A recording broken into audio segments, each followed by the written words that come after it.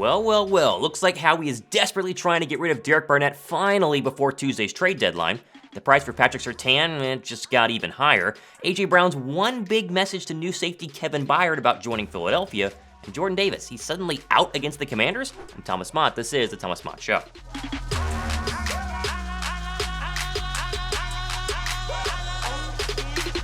All right, I hate to start your morning like this, but Jason Kelce, for the first time this season, officially hinted that this is probably his last season in an interview with SI.com, saying, quote, his career could be over pretty soon. I think it is a lot. I think the way we've justified it as a family is this, playing football, it's gonna be over pretty soon. If it's this year, which it very well could be, I wanna make sure that we're ready to go when football is done, end quote. Now, this isn't a shocker. I'll probably see in the comments section, we know this is probably Jason Kelce's final season. I was surprised when he came back this season after not retiring post-Super Bowl last season. But if this is the last time we ever see Jason Kelce in a Kelly Green or Midnight Green Eagles uniform, let's try and go out on top. Can you imagine a Super Bowl win going into retirement for Jason Kelce? Oh, that would be absolutely picture perfect. Maybe even he wins it over Travis Kelce and the Chiefs. Either way, I think we can get 1,000 likes for the big guy today because he's not done yet. He still has a lot more games to play this season. Let's hope they win as many as possible for Jason Kelce. Now, much happier news, A.J. Brown apparently took Kevin Byard aside after coming to Philadelphia following that Titans trade a couple of days ago and had one really simple message to him. Quote, you're a winner now. Things are done different around here, but enjoy it and get up to speed. He also said he's a great player, and he'll have no trouble adapting as quickly as possible. It is something that we don't really realize, right? He is a winner now. Imagine the mentality being on a 2-5 Titan team going nowhere fast without a quarterback to suddenly waking up the next day and you're on a 6-1,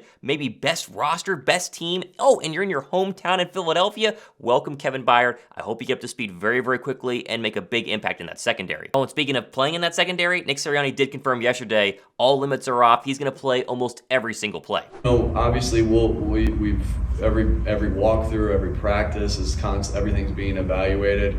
So, we feel really good of where he is. I won't give away any information of how much he's going to play or anything like that. I just think that's, not to the. I don't want to tell the Commanders anything, right? And so, but we feel like he's had a great week of practice. Everything's considered. But like you said, he's been playing, so it's different than Julio, right?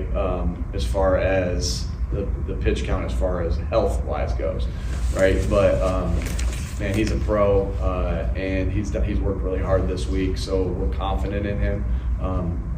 We'll see how much he plays in this football game. Now, someone who might not play on Sunday is actually Jordan Davis, who suddenly appeared on the Eagles injury report yesterday as a complete did not practice with a hamstring injury. Now, Jeff McClain pointed out that Davis tweaked his hamstring during Thursday's practice, and as you see on your screen, just watched warm-ups yesterday. Now, there's still time to get him right. He has today and then tomorrow, and hamstring injuries can either be pretty severe, like the Quez Watkins one, or not so severe, hopefully like Jordan Davis is, but I'm all in favor of not rushing him back if he's not 100% or close to it. No need to play on Sunday. It's not a knock against the Washington Commanders, who I do very much respect because they're one of the few teams that have put up a consistent fight against Philadelphia each of the past couple of seasons. But if you can't beat the Commanders tomorrow without Jordan Davis, maybe there are bigger issues on that defense. Here's to Jalen Carter, Fletcher Cox, Milton Williams, all filling in the gap, the big guy being out. Also, what's your score prediction for Sunday? I'm hoping it's less dramatic than most Commander games have been. Like, can it not go down to the final play of the fourth quarter, a game-winning field goal? Give me 27-17 birds. I'll read your comments and see who gets it right down below. Now, in terms of trades, SI.com's Albert Breer, who's an actual NFL source, don't believe everything you read, I keep saying that, he wrote an entire article yesterday detailing the ins and outs of the trade deadline, who's buyers, who's sellers, what are some names,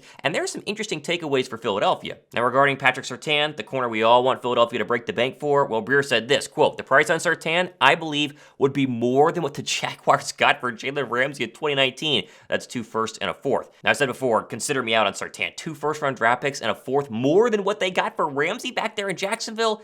It's just so darn much. I'm sure Howie has called Denver, but I bet the conversation probably went something like this. Money's no object.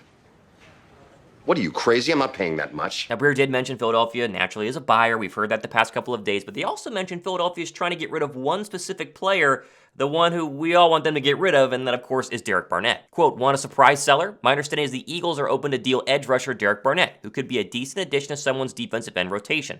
Albert, that's not really a surprise to us. I guess if you aren't in Philadelphia, it's a surprise, but to us in Philly, we've been trying to get rid of Derek Barnett all offseason long, and it's gotten to the point where it's clear Philadelphia is trying to do the same. They're playing him way more than Nolan Smith, and yet his production is way, way down from Nolan Smith. Like, he doesn't have a sack this year. Nolan Smith had 4 pass rushing sacks against the Dolphins just a couple of days ago and already got a sack. I'd honestly trade Barnett for as low as a 7th round draft pick. I'd swap 7th round draft picks for you. Frees up the roster spot and frees up the ability for hopefully Nolan Smith to kind of work his way up in terms of overall snaps, because his speed and his potential is way, way higher than what we've seen from Barnett the past couple of seasons. Breer also mentioned what I said yesterday on my show, and that tomorrow's games have a massive impact on who's a buyer and who's a seller. As we said, Vikings win or lose, big impact. Denver win or lose, big impact. Colts win or lose. Like, they're all these teams that have people that potentially could be selling or people they could get rid of, matters in terms of winners and losers. So things are going to change. Be sure to subscribe, because Monday's going to be very different than Sunday, and we'll cover it all here on the show. Now, myself and Josh Davis from the Philly Special Show do a Wednesday night live show every single Wednesday. We broke down a lot of the potential trades and if they would fit or not fit in Philadelphia. Here's a little snippet from that. Speaking of trades, though, I want to quickly get to this comment, and then we'll go to the super chats. Turkish Shimoto Samurai says, rumors are that Eagles have a mock trade for Patrick Surtain. Okay. Here's exactly what's happening with Surtain, because again, you see headlines, and headlines tell you one thing, they don't tell you the whole story. Denver is listening to trade conversations with Patrick Surtain. Doesn't mean they're going to accept any. There was a mock from, I think, Bleacher Report today or yesterday that said it would take 2 first-round draft picks to trade for Patrick Surtain. Philly's not doing that. I'd be shocked if they do. They have 2 very good cornerbacks on the outside. They have a very good young backup cornerback spot right now. Eli Ricks potentially being a star undrafted free agent. The only way it works is if you either trade in the package for Surtain, Bradbury or Slay. And Denver probably doesn't want Bradbury or Slay's contract because they're not one-year deals. So it just doesn't make sense for Denver to get rid of Surtain. You can be in sell now mode all you want, but you don't sell your best young players on rookie contracts. And so the idea that Philadelphia is going to trade for Surtain is very, very slim. Extremely slim. I would put it at 1%. It's down there with the idea that Derrick Henry is going to be shipped off from Tennessee to Philadelphia as well. It's not going to happen. Do not believe the headlines that you're reading on YouTube. Yes, even though, it'd be awesome. Sure. Neither of us would, discredit that. It would be awesome at just face value and don't look at what you have to give up. But yes, I agree. I mean, you'd have to give up so much.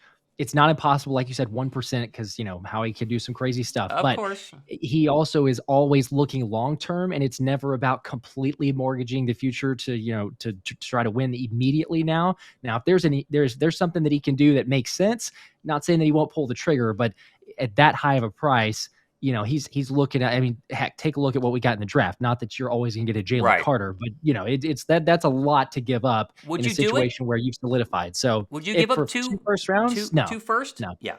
See, no. and that's the other problem is you give because we're not that weak.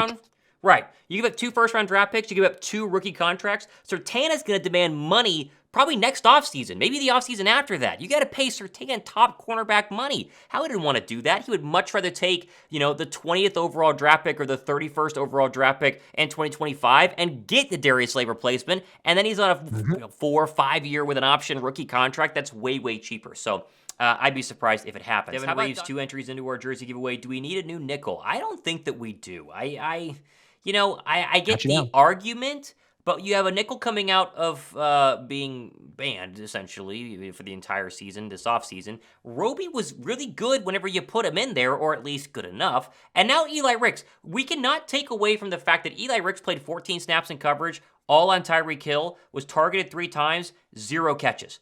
That's hard to do. His length is really, really tough to figure out. That's what made Richard Sherman so good. It wasn't necessarily the height, it's the arm length. And Ricks has those super long, slender man type arms where he can just get behind people, reach over, and knock it out of the way. You saw that on 4th down and 10, the final Dolphin drive of the game. He was one-on-one with Tyreek Hill. They have a lot of trust in this kid. I mean, they're putting him on islands, and it's crazy to think about, but I think that he is kind of the nickel that you need. Now, you can't play him all the time. You saw only 14 snaps, like I just said. They clearly are trying to protect the kid and not let him get beat, multiple times a game.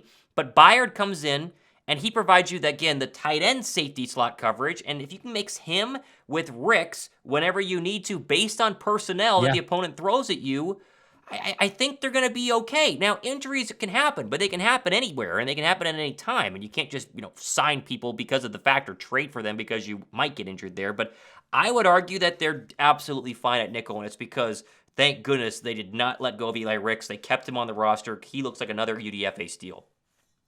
Totally, completely. Yes, I think that we were, even in the preseason or after the last preseason game, saying, you better sign him or keep him on the active roster because Yeah. there's no way that he's going to slip to the practice squad. He's going to get picked up by other players. So I think that's a great point. And don't forget about you've got the possibility, or I guess you mentioned kind of sliding in different guys, but even the Sidney Brown rotation, because whether he's getting in the safety action or some of the slot, you move things around, depending on depth or injuries. So I think it's a great point. The fact that we beforehand, and you don't exactly know what you have, right? I mean, whenever you got rookies and UDFAs and things like that, you got to figure it out. So the beauty and the blessing, I think, that we've talked about before is there's some trial by fire. And as much as we would say, like, okay, Desai is practically having tryouts on some of these games, certainly in the Rams game, it felt that way with Cooper Kupp for a little bit until he got things figured out. But it's actually a better way to do it because these guys have been challenged and they're going to be proven and they're going to be ready to step up. And you're starting to see that. And the cream rises to the top. And I know it's a small sample size, but you mentioned it there. I mean, what Eli Ricks was able to do against Tyreek Hill in the slot, I mean, he was matched up 4 times and there were no completions there. So it speaks for itself of his ability to lock up whenever he needs to.